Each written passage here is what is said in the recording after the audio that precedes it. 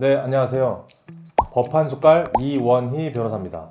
오늘은 세입자 구하기 프로젝트 3탄 임차한 집에서 하자가 발생했을 때 잘 대처해서 손해를 최소한으로 막자입니다.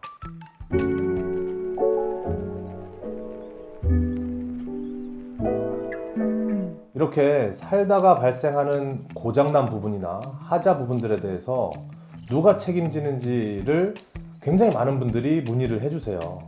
그래서 오늘은 이렇게 문의 주신 분들 중에서 실제 사례를 제가 뽑아서 한번 준비를 해봤습니다.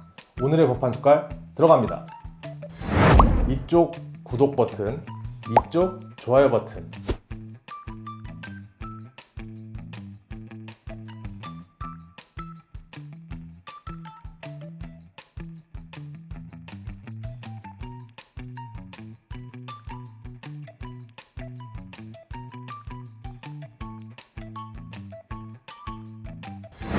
처음에 집 계약을 하고 들어갈 때까지는 잘 몰랐는데 막상 들어가서 살다가 또는 들어간 지 얼마 안 됐을 때 고장난 부분 또는 하자가 발견되는 경우들이 생각보다 많아요. 만약에 이 사건이 소송으로 간다면 판사는 이렇게 생각할 수도 있어요. 들어보니까 사정은 딱한데 세입자가 진짜로 고장낸 것일 수도 있지 않을까?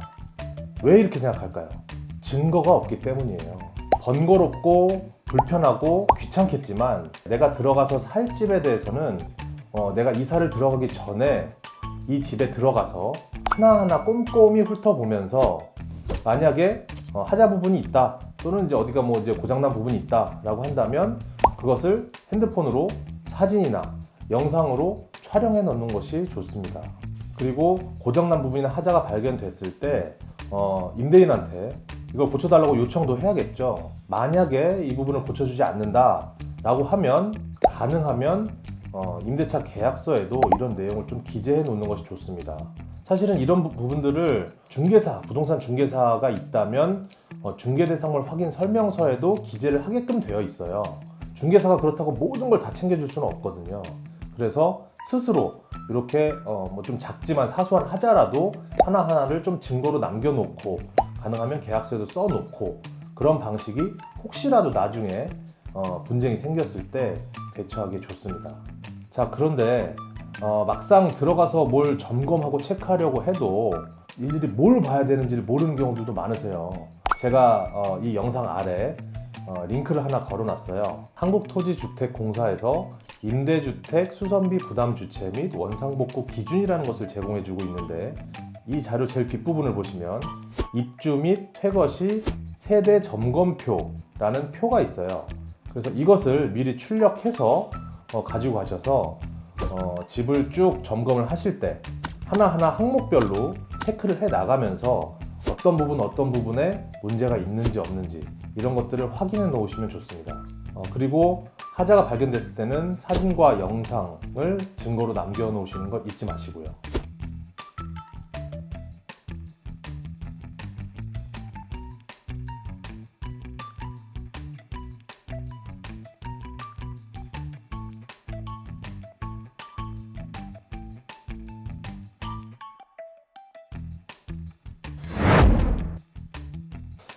네, 안타까운 사연이네요. 그런데 지금 이 영상을 보고 계신 분들도 사실 이런 경험 하신 분들이 꽤 많으실 거예요.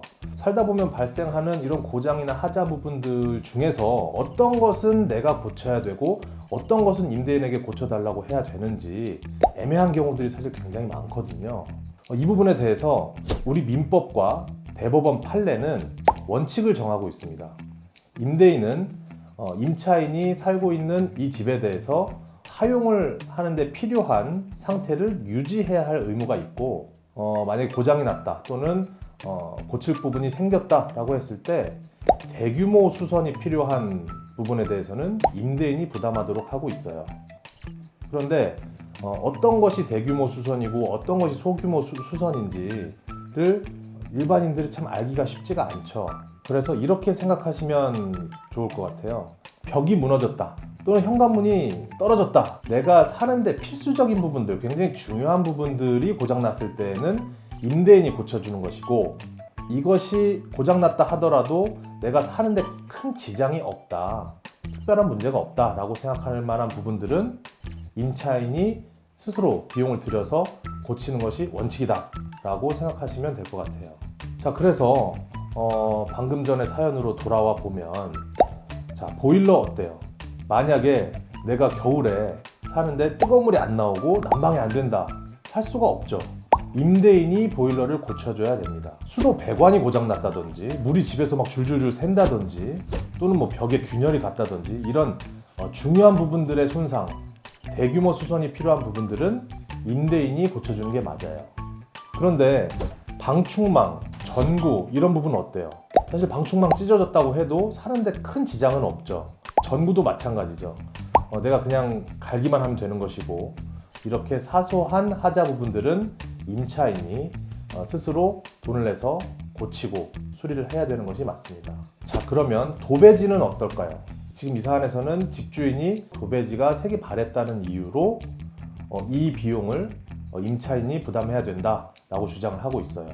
그런데 우리 법원에서는 통상적인 방법으로 사용 수익을 하여 그렇게 될 것인 상태라면 사용을 개시할 당시의 상태보다 나빠지더라도 그대로 반환하면 무방하다라고 하면서, 임차인이 통상적인 사용을 한 후에 생기는 임차 목적물의 상태 악화나 가치의 감소를 의미하는 통상의 손모에 관하여는 임차인의 귀책 사유가 없으므로 그 원상 회복 비용은 당사자 간 특이하게 없는 한 임대인이 부담해야 한다라고 판시를 하고 있습니다.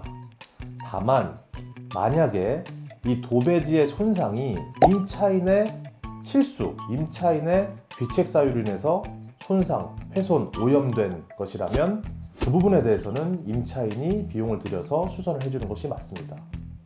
자, 그런데 제가 지금 다룬 부분들, 예를 들어서 보일러, 방충망, 전구, 도배지 말고도 사실 살다 보면 예상할 수 없는 부분, 5만 군데의 부분에서 하자가 발생하겠죠. 이 부분에 대해서도 앞에서 말씀드린 한국토지주택공사가 제공해주는 임대주택 수선비 부담주체 및 원상복구 기준이라는 자료에 상세하게 나와 있습니다. 이 자료의 뒷부분에 별표 부분을 참고하시면 세세한 부분별로 고장이 발생했을 때 누가 수선비를 부담해야 되는지에 대해서 기준을 마련해 놓고 있습니다. 이 자료가 어떤 법적인 효력이 있는 것은 아니지만 임대인과의 분쟁이 생겼을 때 참고하시면 좋을 것 같아요. 자, 이 표에서 간단하게 눈에 띄는 것 몇 가지만 살펴볼까요? 요즘 현관문에 디지털 도어락 같은 경우에도 단순히 노후되거나 작동이 안 된다라고 하면 임대인이 수선비를 부담하게 돼 있고, 외부의 물리력에 의해서 파손이 된다든지 건전지가 다 돼서 건전지를 교체해야 된다든지 이럴 경우에는 임차인이 스스로 부담하게끔 기준이 설정되어 있어요. 자, 그리고 화장실 볼까요? 양변기의 메인 부분이 되겠죠. 도기류 부분에는 자연 발생한 균열이라든지 표면이 벗겨졌다라고 하면 임대인 부담이고, 이건 역시도 쓰다가 파손되거나 깨졌을 경우에는 임차인 부담이다, 이런 식으로 나와 있습니다. 그런데 이제 특이한 부분은 양변기의 시트 같은 경우는 소모품으로 간주해서 이것이 파손됐다거나 쑥 빠진다든지 고장이 났을 때 다 임차인의 책임이다 라고 보고 있어요. 그런데 예를 들어서 태풍이 몰아쳐서 갑자기 유리가 파손됐다, 이럴 경우에는 누가 책임을 져야 할까 궁금한데, 자연적으로 깨지거나 갈라짐 현상, 또는 천재지변, 태풍이 몰아쳐서 파손이 되었을 경우는 이 역시도 임대인이 수선비를 부담하도록 되어 있습니다. 네, 오늘은 임차한 집에서 발생하는 하자 부분에 대해서 수선비를 누가 부담하는지에 대해서 알아봤습니다. 만약에 분쟁이 생긴다면 아까 말씀드린 그 자료를 임대인에게 보여드린다든지, 또는 이제 하자 부분을 찍은 사진을 보여주면서 최대한 서로 원만하게 분쟁을 해결하시면 좋을 것 같습니다. 네, 오늘 영상은 여기까지고 다음 시간에 뵙겠습니다. 감사합니다.